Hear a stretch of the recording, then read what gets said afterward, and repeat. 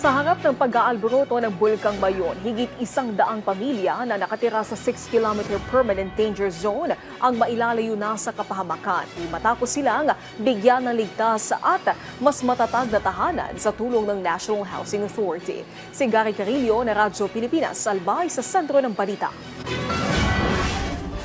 Unti-unti nang napapanatag ang mga pamilyang nakatira sa paanan ng Bulkang Mayon sa bayan ng Malilipot, Albay.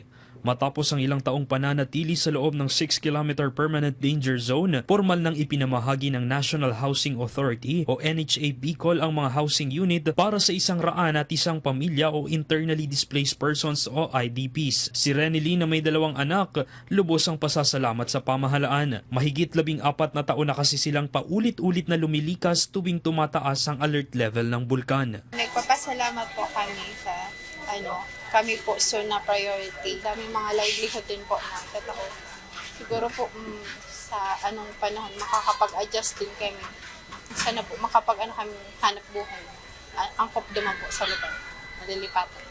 Ang housing project ay bahagi ng Housing Assistance Program for Calamities Victims at ipinatupad sa 2 yugto. Ang Phase 1 ay may 233 housing units, habang ang Phase 2 naman ay binubuo ng 413 units na nakalaan para sa mga pamilyang ililipat mula sa mga danger zone. Meron po siyang kalsada, concreted po ang kalsada, may underground drainage system, meron po siyang water distribution system, meron po siyang electrical distribution system. Tapos individual po ang title niya na once po, ito po kasi pala by the way is yung housing units po is libre. Yung pinagpagawa namin ng land development, yung mga pagkonkreto ng kalsada, paglagay ng drainage, tapos yung pinambili po ng lote is babayaran ng beneficiary.